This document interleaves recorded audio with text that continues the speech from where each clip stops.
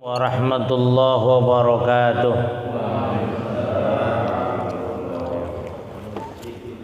Alhamdulillah alladzi yassara tariqal ibadati lil ibad. Ashhadu an la ilaha illallah rabbul ibad wa ashhadu anna Muhammadar Rasulullah asraful ubad was zuhad. Allahumma salli wa sallim wa barik ala sayyidina maulana Muhammad wa ala alihi wa ashabihi wa atba'ihi salatan zakiyatan bila nafad. Amma ba'du, fa yaqulu Allah ta'ala fi kitabihil karim, a'udzu billahi minasy syaithanir rajim, bismillahir rahim. Wal budna ja'alnaha lakum min sya'airillah lakum fiha khair fadhkurullaha 'alaiha shawaf fa idza wajabat junubuha fakulu minha wa at'imul qani'a wal mu'tar kadzalika sakharnaha lakum la'allakum tashkurun. Al-Hajj 76. Wa qala an-nabiy sallallahu alaihi wasallam, idza ra'aitum hilala dzil hijjah wa arada ahadukum ay yudhhiya falyumsik an sya'rihi wa azfari. Rawahu Muslimun. Shadaqallahul azim wa shadaqa rasuluhun nabiyul karim wa nahnu ala dzalika minasy syahidin wasyakirin walhamdulillahi rabbil alamin. Jamaah sekalian rahmati Allah Subhanahu wa taala, wabil khusus seluruh pengurus DKM Masjid Al-Muhajirin, para orang tua, para sesepuh, bini sepuh, tokoh masyarakat, para bapak hadirin rahimakumullah. Alhamdulillah, bersyukur kepada Allah kita semua masih diberikan kesempatan untuk bisa bertemu rutin setiap hari Ahad subuh, yang mudah-mudahan senantiasa pertemuan kita, pengajian kita dalam rangka melaksanakan pengajian diberikan kelancaran, keberkahan, kemudahan, kebaikan dari Allah Subhanahu wa taala. Amin ya rabbal alamin. Shalawat dan salam senantiasa dihaturkan kepada junjungan Rasulullah Muhammad sallallahu alaihi wasallam. Jamaah sekalian, kita masih membahas tentang fikih, melanjutkan berkaitan tentang kurban. Wa yustahabbu, dan disunnahkan inda dzabhi, ketika menyembelih, khamsatu asya'a, 5 hal. Yang pertama at-tasmiyatu, membaca bismillah secara lengkap. Ketika disebut tasmiyah itu bismillah secara lengkap. Yang wajib itu menyembelih atas nama Allah, jadi bismillahi Allahu akbar, itu wajib. Tapi kalau bismillahirrahmanirrahim itu sunnah. Wassalatu ala nabi sallallahu alaihi wasallam, dan yang keduanya membaca sholawat kepada Nabi. Wastiqbalul kiblati bidzabihati, menghadapkan kiblat dengan hewan yang disembelih, itu juga sunnah. Kalau posisinya sulit untuk mengaturnya, ya udah menghadapnya kemana saja. Karena toh menghadapkan kiblat hewan yang disembelih itu sunnah. Kemudian ya, niatnya kiblat.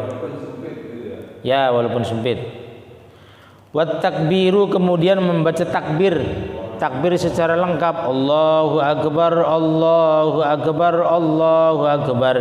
La ilaha illallah, Allahu akbar, Allahu akbar walillahil hamd, itu sunnah. Tapi kalau tadi mengucapkan bismillahi Allahu akbar itu wajib. Wad du'a bil qabul, kemudian yang kelimanya adalah doa supaya diterima. Doanya Allahumma hadza minka wa ilaika fataqabbal minni, kalau dari saya gitu. Allahumma hadza minka wa ilaika fataqabbal min haji tabiin. Nah, itu disebut itunya karena memang itu. Nah, itu yang kemudian muncul kebiasaan kita, yaitu ketika ini kurbannya si anu gitu. Ya kalau misalnya disebutkan ya boleh, nggak disebutkan minhum, misalnya minhum di sana yang sudah disebutkan di awal, ya berarti sudah mencukupi, maksudnya begitu. Jadi ad-du'a bil qabul. Allahumma hadza minka wa ilaika fataqabbal min siapa begitu. Itu makna daripada doa itu adalah hadhihi ni'matun wa atiyah. Ini adalah nikmat dan pemberian, wa atiyatum minka, dan pemberian darimu, siqtuha wa taqarrabtu, aku alirkan dalam rangka aku mendekat biha dengan kurban ilaika kepadamu. Allahumma hadza minka wa ilaika fataqabbal minni. Wahtujja lidzalika, dan dijadikan hujjah lidzalika karena doa itu, bi annahu alaihi salatu wassalam, sesungguhnya Nabi alaihi salatu wassalam ketika qala inda tadhiyah, Nabi ketika menyembelih kurban, bidzanikal kabsyaini, dengan dua kambing gibas yang sangat besar gitu. Allahumma taqabbal min Muhammad wa ali Muhammad. Nah itu Nabi juga pernah mengucapkan doa seperti itu. Jadi bahasa taqabbalnya ada. Makanya di situ dikatakan ad-du'a bil qabul, doa supaya diterima gitu maksudnya. Allahumma taqabbal min Muhammad wa ali Muhammad. Begitu. Itu yang dicontohkan Nabi karena yang berkorban Nabi gitu. Sebagai pemimpin umat wa ali Muhammad, keluarga Nabi. Kalau kita boleh nggak menirukan seperti itu? Ya boleh, gitu. Boleh. Misalnya kita Allahumma taqabbal min Muhammad wa ali Muhammad, boleh. Tapi maksudnya adalah korban dariku dan keluargaku, begitu. Di jamaah nggak apa-apa, begitu. Oh, yang iuran 7 ekor apa 7 orang 1 ekor sapi gitu. Iya nggak apa-apa. Oh, di satu sekolahan. Oh.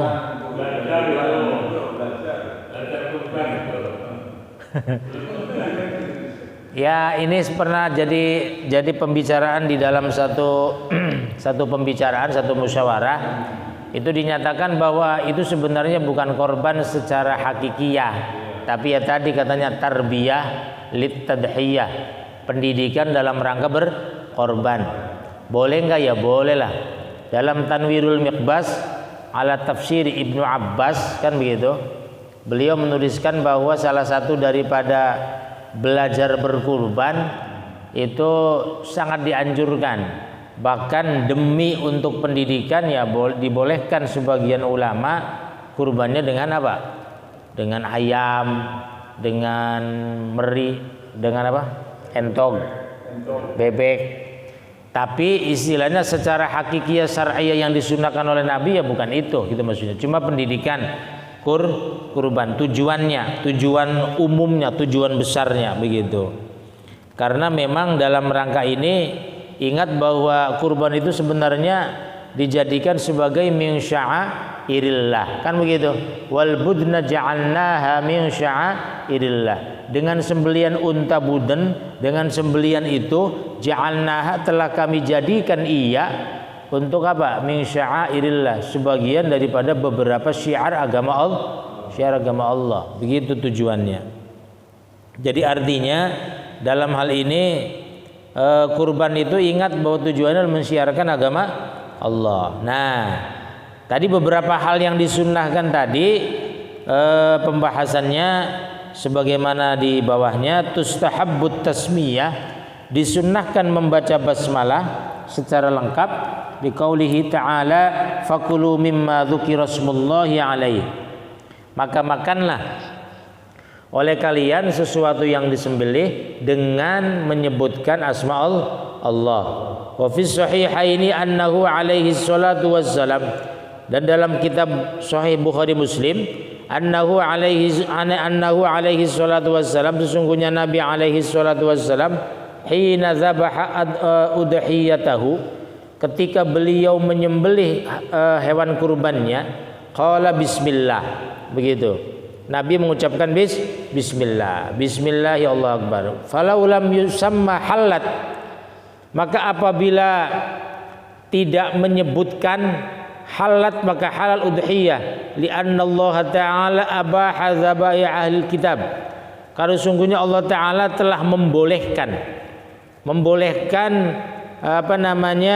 sembelihan dari ahlul kitab. Wa hum la yusammuna ghaliban, dan umumnya mereka tidak mengucapkan secara dantak gitu, maksudnya ucapan bismillah. Wa fi sahihaini, dan dalam sahih Bukhari Muslim, anna unasan, sesungguhnya manusia, qalu pada bertanya manusia, para sahabat maksudnya, ya Rasulullah, sesungguhnya ya Rasulullah, wahai Rasulullah, inna qauman, sesungguhnya segolongan kaum, minal a'rabi, dari kaum A'rab. A'rab itu Arab Baduy yang notabene belum masuk Islam.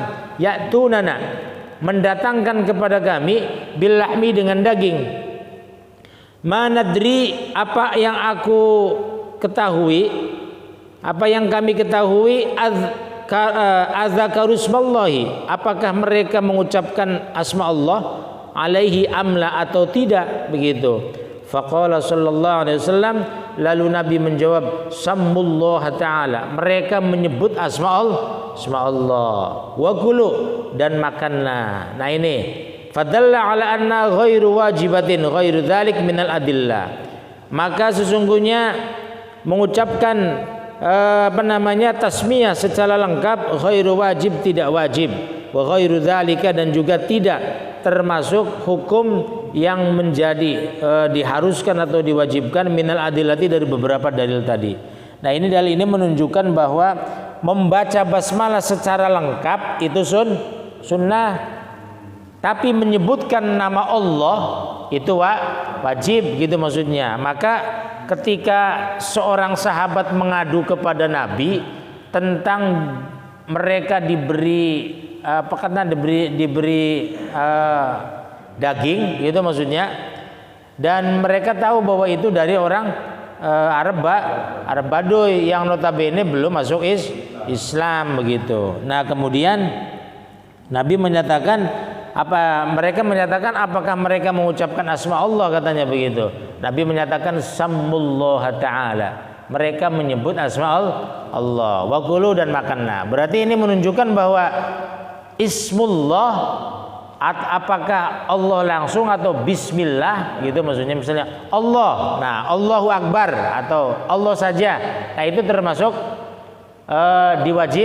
diwajibkan. Tapi menyebutkan bismillahirrahmanirrahim kan begitu, atau juga takbir tadi secara lengkap, itu merupakan hal yang sunnah.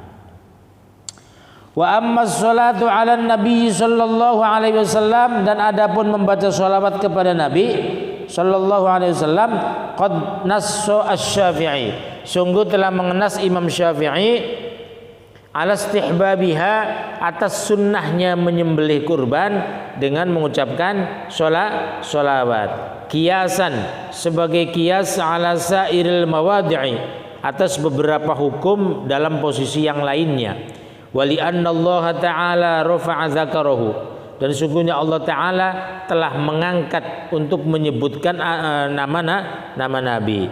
Fala yadhkuru illa wa bidzikrin ma'ahu, maka dia Allah tidak menyebutkan kecuali dengan menyebutkan tidak menyebutkan nama Allah kecuali dengan menyebutkan nama Nabi beserta nama Allah. Wa qad sabata dzikrut tasmiyah, dan sungguh telah menetapkan bismillahirrahmanirrahim setelah baca sholawat setelah bismillah.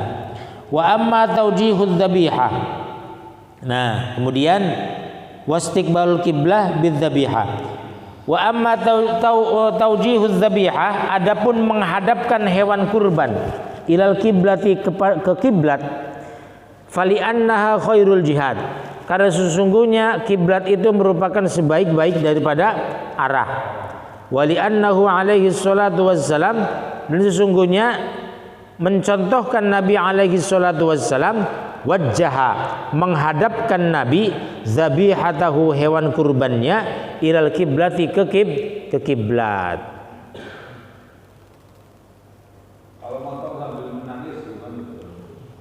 Potong sambil nangis. Nangis sedih kan, nangis ingat gitu loh. Yang dipotong adalah untuk keluarga kita gitu. Perasaan ingat gitu. Nangkeskan air mata. Ya nggak apa-apa. Itu nangkep gitu. Enggak sampai sunnah sih, nggak apa-apa doang.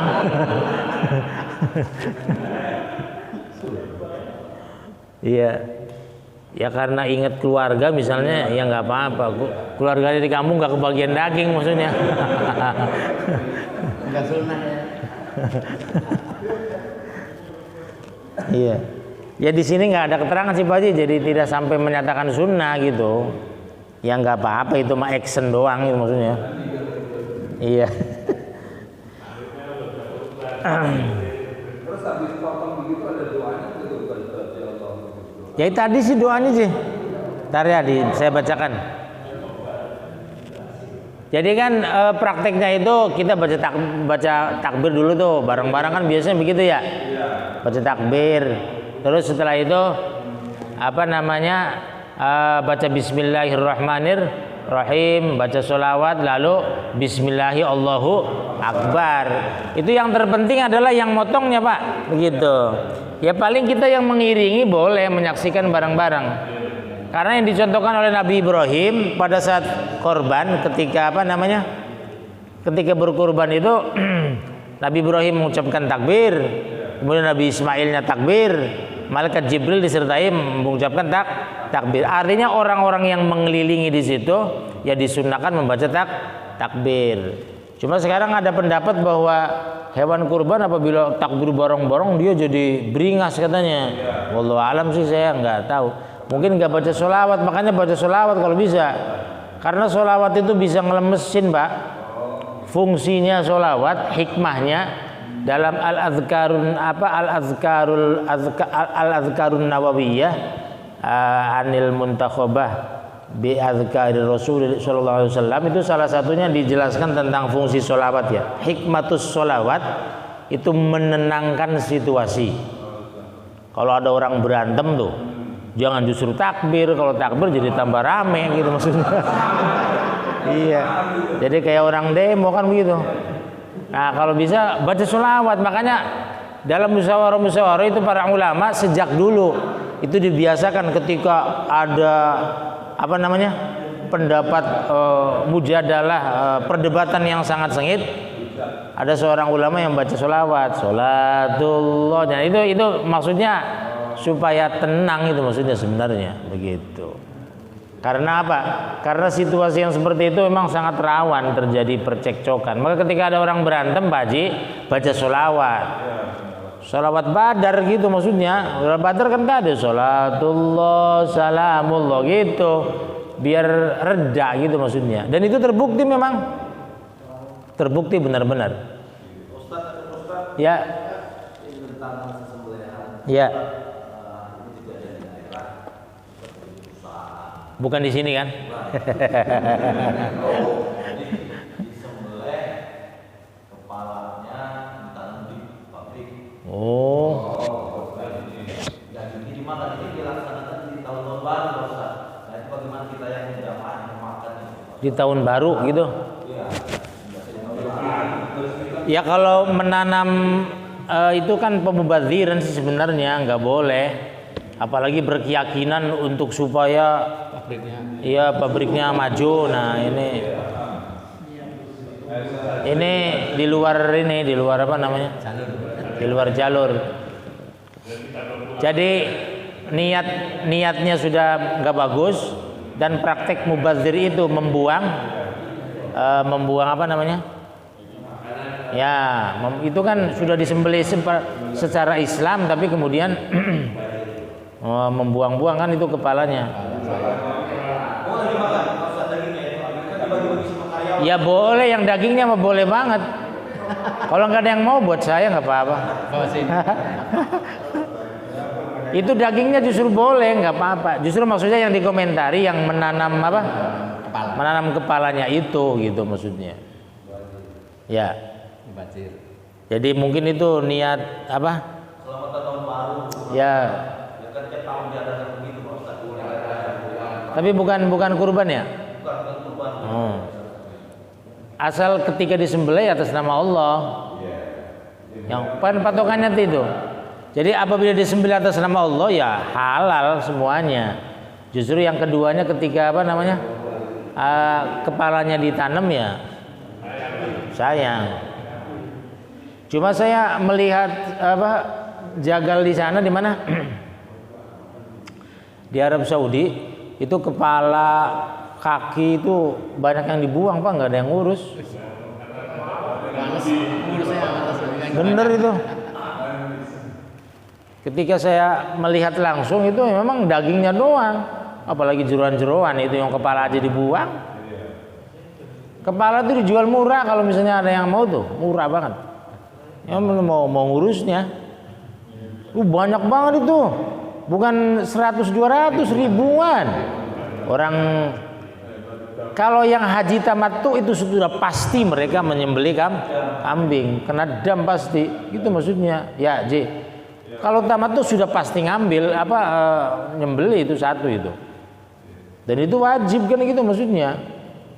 Bayar damnya. Itu kalau misalnya jamaahnya sekian juta coba berapa kan itu? Kalau satu ekor kambing kan kelihatan jadi. Nah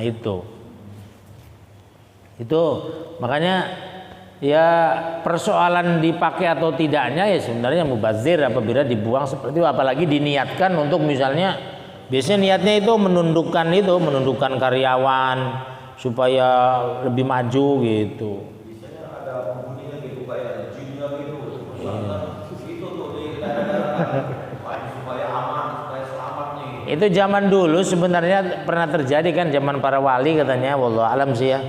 Itu Sunan Kalijaga. Sunan Kalijaga membiarkan tapi di belakang itu beliau nyuruh santrinya ngambil apa?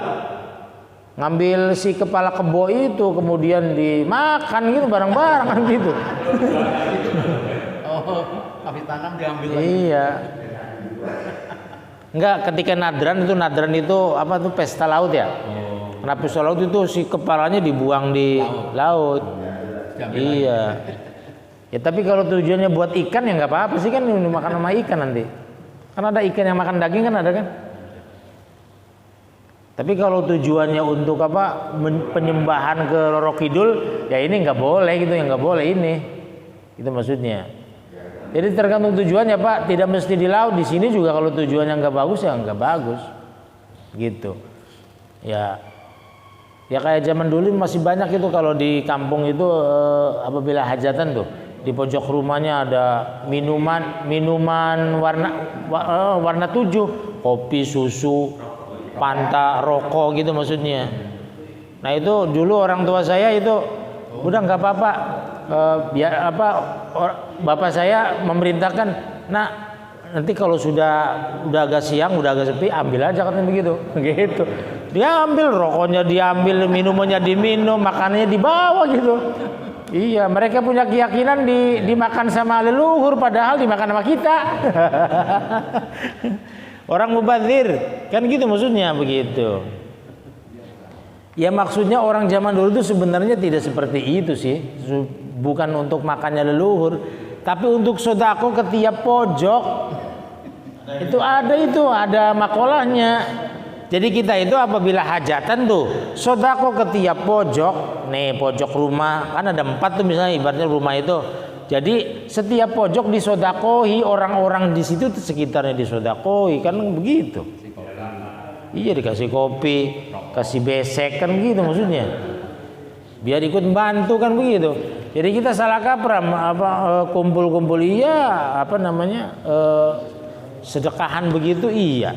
Ini jadi masalah itu sebenarnya gitu. Itu biasanya itu makanannya yang enak-enak itu kayak punar atau punar. Punar itu yang dari ketan itu, yang ya kecil-kecil itu, terus nasinya, lauknya, ya itu makan kucing jadinya kan begitu kalau dibiarkan lama. Itu mana sebelum dimakan kucing, ayah saya suruh ambil makan karena begitu. Daripada mubazir sih begitu maksudnya, gitu. Nah, itu artinya hal-hal yang kayak gitu sebenarnya pemahaman itu harus kita berantas sih, cuma ya dengan cara santun lah mungkin ya, dengan cara santun, dengan cara baik-baik. Ya jadi mereka sudah tahu ketika, tapi sekarang sudah nggak ada Pak, pemahaman itu sudah nggak ada itu, sudah tidak ada, gitu. Yang menyediakan sedekahan seperti itu, adanya sedekahan seperti biasa mengambil orang kemudian sedekah manggil orang terus sedekahan seperti biasa. Itu. Jadi memang versi masyarakat kita luar biasa Pak. Yaitu tadi kalau bagaimana kalau menyembelih hewan terus kemudian kepalanya ditanam di tengah-tengah pabrik gitu maksudnya. Ya itu katanya tujuannya salah satunya menghilangkan itu tumbal dan sebagainya. Wallahu alam lah. Tapi yang jelas itu cara-cara yang tidak berdasarkan agama Islam. Artinya itu ya adat setempat mungkin ya, atau pemahaman kelompok tertentu yang mengiltibaskan menyerupakan terhadap pemahaman Islam padahal itu bukan Islam. Selagi Islam tidak mengajarkan itu, kan gitu maksudnya. Ya kalau karyawan supaya nurut ya kita yang benar nguruskan karyawan. Kan gitu maksudnya. Ada dalam kitab apa tuh Syekh Suhaimi dalam Adabul Kasbi, etika bisnis kan salah satunya begitu. Banyak sedekah gitu maksudnya. Banyak sedekah kepada karyawan itu lebih baik gitu maksudnya. Karena mereka yang menguntungkan kita. Maka kemarin waktu zakat fitrah itu banyak sekali yang bertanya kepada saya itu dari beberapa WA itu, teman-teman yang punya pembantu, kadang pembantunya sampai 5 gitu maksudnya. Boleh nggak kita zakat untuk mereka gitu. Ya boleh, tapi zakat juga kan gaji juga. Ya nggak apa-apa kan dia miskin juga kan gitu maksudnya. Dia butuh kan gitu maksudnya. Gitu. Terus kita zakatnya buat mereka, boleh nggak? Boleh gitu maksudnya. Tapi mereka kan setiap bulan dapat gaji, ya dapat gaji juga kan tidak memenuhi standar maksudnya. Tidak sampai orang menjadi kaya raya kecuali pembantunya Raja Salman kan katanya orang Madura kan gitu. Yang emasnya segini katanya begitu. Itu mah dia mah orang kaya kan gitu maksudnya. Tidak sembarangan kan gitu. Itu pembantunya. Kalau pembantu di kita tukang cuci apa kan paling penghasilan berapa sih kan begitu? Kalau iya paling 500 sejuta tinggi-tingginya buat makan juga habis kan gitu maksudnya. Gitu. Jadi istilahnya mereka berhak menerima zakat walaupun menjadi tanggungan kita. Yang nggak boleh itu kita zakat sama anak gitu maksudnya. Sama anak kan itu anak sendiri dizakati gitu maksudnya. Kecuali anak kita sudah berkeluarga, dia termasuk miskin dan tidak ada dan tidak ada kita kekayaannya kecuali zakat itu, ya boleh dizakatkan kepada anak kita. Kan ingat kalimat Al-Qur'annya wa atizal qurba haqqahu. Tunaikan zakat, berikan zakat kepada zal qurba, orang yang terdekat, kerabat keluarga, tapi haqqahu yang berhak gitu maksudnya. Ya kalau yang tidak berhak ya tidak boleh kan gitu maksudnya. Gitu. Saking nggak maunya kekayaan sama orang lain diberikan, dia ngasih ke keluarganya melulu. Nah ini nggak boleh kalau dia termasuk berhak. Karena termasuk kepada orang tua, iya termasuk kepada orang tua kan termasuk orang yang terdekat kan gitu maksudnya. Kecuali ya kita cukuplah ngasih orang tua misalnya, jangan dari harta zakat kan harta kotor, sekali lagi harta kotor masa ngasih sama orang tua. Harusnya orang tua ya khusus bagiannya kan begitu. Nah itu termasuk adabul kasbi itu, etika bisnis, etika usaha supaya usahanya langgeng ya tadi banyak sedekah. Bahkan di situ dalam setiap keuntungan dikeluarkan 2,5% diupayakan. Di paling kecil 2,5% sampai 2,5%, 5%, 10%, 15%, 20%. Itu tingkatannya begitu. Dan sampai di situ Imam Suhaimi menyatakan keterangannya itu silakan diuji 1 tahun usaha begitu gitu maksudnya. Artinya ditajarrub, diuji coba. Apabila gagal usahanya, gagal, maka silakan menuntut ke kubur saya, katanya begitu. Sampai Imam Suhaimi menantang begitu. Saking istilahnya sodako itu penting untuk mengembangkan usaha kita, gitu. Jadi artinya Syekh Suhaimi sampai pasang badan. Apabila usaha sudah seperti ini masih gagal juga, berarti ada yang salah.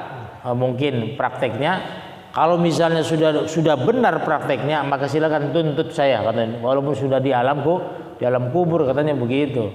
Saking istilahnya beliau berkeyakinan bahwa sodako ini bisa memperpanjang usaha, memperpanjang usia, hikmahnya banyak lah gitu. Nah itu Pak, artinya kalau tujuannya memang tujuan untuk supaya usahanya kita sukses dan sebagainya, ya dengan cara-cara yang baik, kan begitu.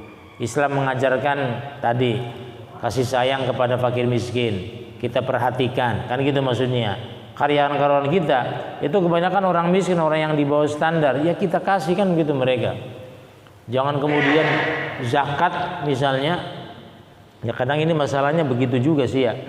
Kadang kan kita perusahaan-perusahaan tertentu zakat iya, pajak iya itu, apalagi orang Islam.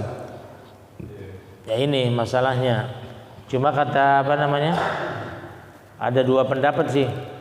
Seperti Al-Ghazali menyatakan bahwa tentang pajak yang biasa berjalan di negara-negara tertentu itu apabila memang dia berkewajiban zakat, maka tinggal dikurangi ketika mau zakat. Misalnya pajak berapa, kemudian zakatnya berapa. Nah, pajak kan setiap tahun tuh, juga setiap tahun dia keluarkan misalnya, tinggal dihitung. Zakatnya misalnya pajaknya sudah dikeluarkan sekian, zakatnya lebih besar ternyata, tinggal ditambahin kurangannya dari pajak. Itu maksudnya. Sudah misalnya pajak dikeluarkan 3 juta, harus zakatnya itu misalnya 5 juta, berarti tinggal 2 juta. Ada pendapat begitu. Jadi diperbolehkan seperti itu. Nah, ini kembali kepada kurban. Nah, kurban seperti itu Pak ya. Memang tujuannya harus lillahi ta'ala min sya'airillah, bukan tujuan-tujuan yang lain. Wa qila yanbaghi ay yukraha li annaha halatu ikhraji najasatin fa hiya kal bauli. Tetapi pendapat yang lain itu katanya khawatir kalau misalnya dihadapkan kiblat, berarti hewan yang disembelih biasanya kan mengeluarkan kotoran tuh. Iya kan? Dan itu sama dengan kan di dalam etika kita buang air besar, qadil hajat kan gitu maksudnya ya. Itu kan tidak boleh membelakangi kiblat, tidak boleh menghadap kiblat. Nah, ada sebagian ulama menyatakan ini makruh gitu. Tapi yang jelas hukum asal Nabi ketika kurban menghadapkan hewannya ke kiblat, begitu. Wa ujiba, dan dijawab bi annaha halatun yustahabbu, itu adalah satu tingkah yang bisa terjadi bisa juga tidak. Ya, begitu. Tapi tidak umumnya kan begitu. Jadi istilah hewan yang dihadapkan kiblat mukanya, ya kepalanya, itu kan ketika disembelih ya belum tentu dia mengeluarkan kotoran. Mengeluarkan kotoran itu setelah ini kan, setelah dia mengeluarkan kotoran itu katanya sih karena saking menahan rasa sakit kali ya, sehingga ngeden ketika dia otomatis keluar kotorannya. Wa fi kaifiyatit tawjihi aujuh asahhuha tawjihul mudzabbah liyakuna dzabih mustaqbalan. Nah, yang paling sahih itu adalah menghadapkan hewan kurban ke kiblat begitu. Karena otomatis gitu maksudnya. Apabila menghadapkan ke kiblat ya berarti yang menyembelih juga menghadap kiblat, begitu kira-kira. Itu ya tentang menghadapkan hewan adzabihah ke kiblat. Wa ammat takbiru, adapun takbir ala riwayati Anas radhiyallahu anhu annahu alaihi salatu wassalam, atas hadis Nabi yang diriwayatkan oleh Anas radhiyallahu anhu, annahu sungguhnya Nabi alaihi salatu wassalam doha bikabsyaini, Nabi berkurban dengan 2 kambing gibas, amlahaini yang besar, aqornaini yang tanduknya caprang, tanduknya panjang itu maksudnya. Zabhahuma, beliau menyembelih keduanya biyadihil karimah, dengan tangannya sendiri yang mulia. Sama wa kabbara, beliau menyebutkan asma Allah, wa kabbara, dan membaca takbir, wa wadu'a rijlahu al-musyarrafata, dan beliau meletakkan denggulnya, kakinya ke yang mulia itu ala sofahatihima, atas kedua leher hewan kurban. Jadi dijengku begitu tuh, gitu supaya dia tidak bergerak sambil begitu tuh, gitu. Ya kalau sekarang ya bagaimana caranya supaya tidak terjadi hal-hal yang tidak diinginkan, itu saja. Yang penting hewan itu bisa disembelih. Memang ini yang dicontohkan kambing sih Pak ya. Jadi yang dicontohkan oleh Nabi itu kambing begitu. Bukan unta, bukan sapi. Jadi memang ini masalah bagi kita kan.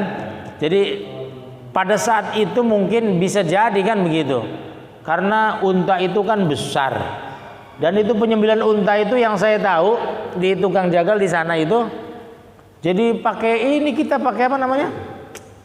Kalau yang orang yang pendek itu sampai naik ke atas begitu. Pakai apa namanya? Pakai steger. Jadi unta kan berdiri tuh. Terus dipegang kepalanya atau langsung si lehernya tuh cus begitu. Jadi darahnya ngucur, jatuh dia langsung. Enggak diikat-ikat kayak kita, kok tuh diikat kayak sapi gitu ya. Itu. Tapi pisaunya luar biasa Pak. Sekali colek gitu ya, mereka itunya putus. Disitulah mungkin keahliannya. Itu tidak beberapa menit Pak. Memang iya, ketika dicolek langsung si darah langsung ngocor tuh cur gitu maksudnya. Luar biasa itu, memang sudah ahli bener kayaknya dia.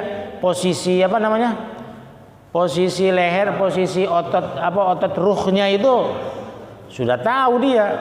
Jadi langsung colek itu langsung kena, langsung ngocor darahnya. Itu langsung keliengan si unta itu jatuh langsung. Tidak nyampe 5 menit. Itu memang ya itu perlu keahlian. Nah, kalau kita sapi kan lehernya gede ya. Iya, bisa kabur colek begitu. Ya artinya itu kan cara-cara tertentu yang ya silakanlah dengan cara-cara yang lain kan seperti apa kan gitu maksudnya. Gitu.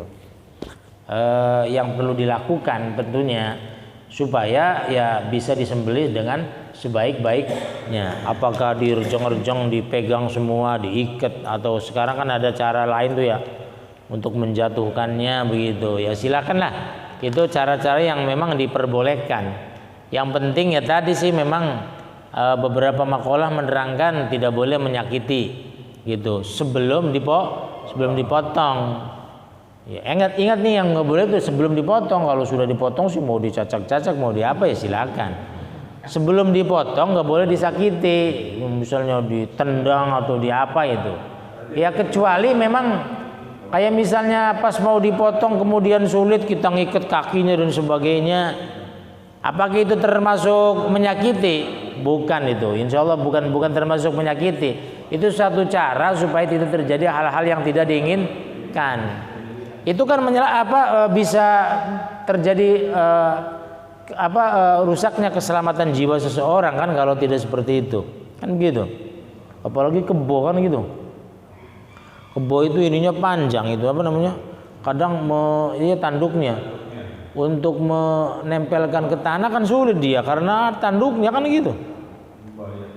Iya, makanya kebo itu lebih sulit sebenarnya. Kalau sapi tanduknya kan kecil gitu, paling berapa senti. Cuma itu dia kalau mau ya sekali lagi ya jangan terlalu lama gitu maksudnya. Direjeng-rejengnya tuh ditarik-tariknya jangan terlalu lama, kira-kira udah siap pisaunya, udah siap apanya, nah itu langsung potong. Itu maksudnya. Ya.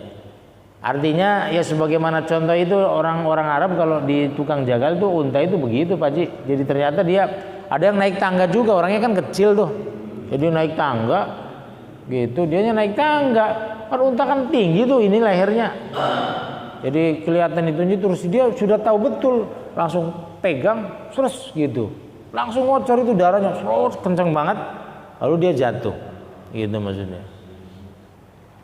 Ya udah siap-siap sih dia pakainya udah pakai apa? Ya baju plastik itu sudah siap kayak corona itu. Udah siap-siap gitu maksudnya. untuk melindungi diri kan gitu maksudnya dari darah dan sebagainya. Itu ya.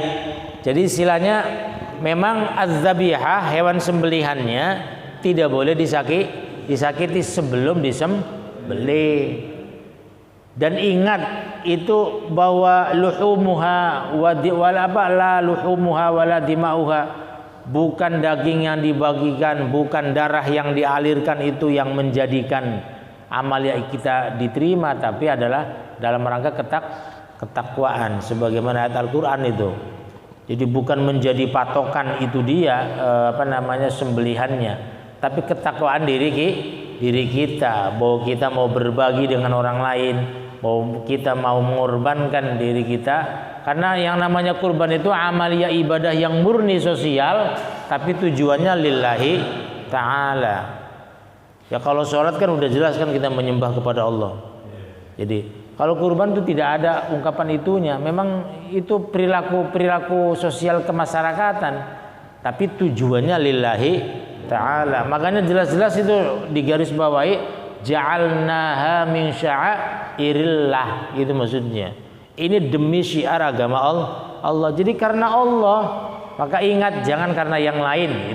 Itu mungkin patokannya ya, supaya kita menggarisbawahi tentang kurban ini benar-benar min sya'airillah, bukan karena yang lain. Kemudian yang terakhir, wa ammad du'a bil qabul famustahabbun, maka disunnahkan walafzuhu, lafaznya Allahumma hadza minka wa ilaika fataqabbal minni. Itu yang dicontohkan. Nah, kemudian tapi Nabi pernah menyatakan dalam satu riwayat lain bahwa indat tadhiyah, beliau ketika berkurban itu qala, beliau berkata Allahumma taqabbal min Muhammad wa ali Muhammad. Ya Allah, terimalah dari Muhammad dan keluarga Muhammad. Berarti kalau misalnya kita kurban untuk kita dan keluarga boleh. Kayak sapi nih, sapi. Misalnya kita kurban sapi dari untuk kita, dari kita untuk dan juga dari keluarga kita. Nah, itu boleh. Terus disebutin satu-satu gitu maksudnya. Kalau korbannya sendirian.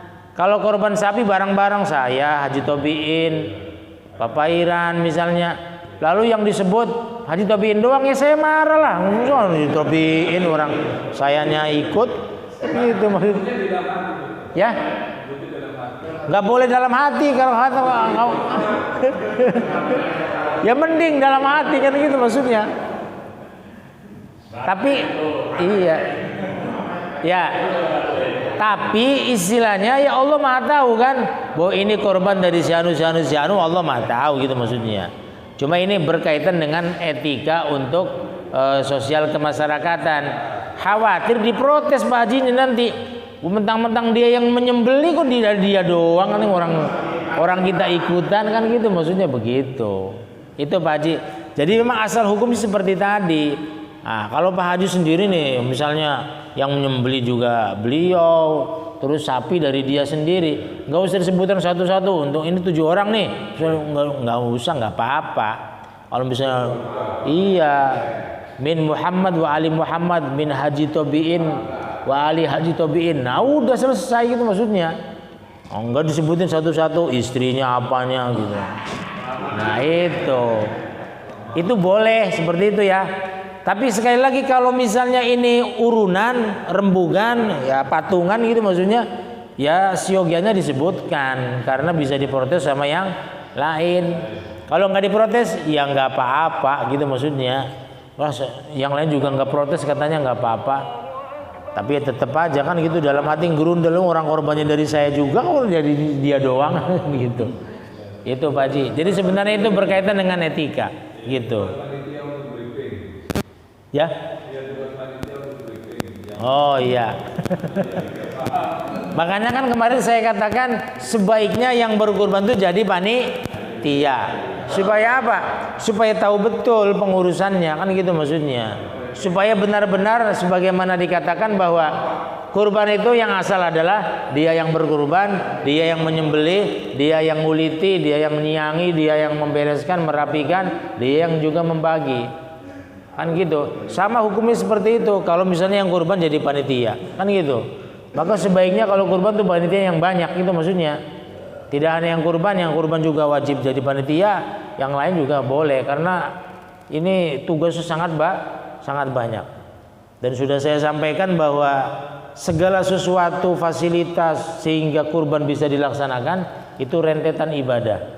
Walaupun cuma menyumbang satu pisau, walaupun cuma menyumbang seutas tali, walaupun cuma menyumbang bisa membersihkan, menyemprotkan bekas darahnya dan sebagainya demi kenyamanan bersama, itu merupakan rentetan amalia ibadah yang perlu perlu diapresiasi gitu maksudnya. Perlu diucapkan terima kasih. Itu penting, Pak, gitu maksudnya.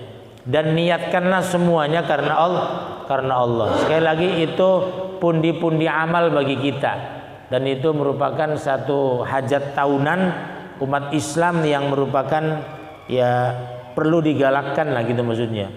Perlu digalakkan syiarnya karena memang tujuannya adalah syiar agama Allah. Demikian mungkin beberapa hal yang bisa disampaikan. Kurang lebihnya mohon maaf. Usikum wa nafsi bi taqwallah wal 'afwu minkum wa ufawwidu amri ila Allah subhanakallahumma wa bihamdika asyhadu an la ilaha illa anta astaghfiruka wa atubu ilaik. Assalamualaikum warahmatullahi wabarakatuh.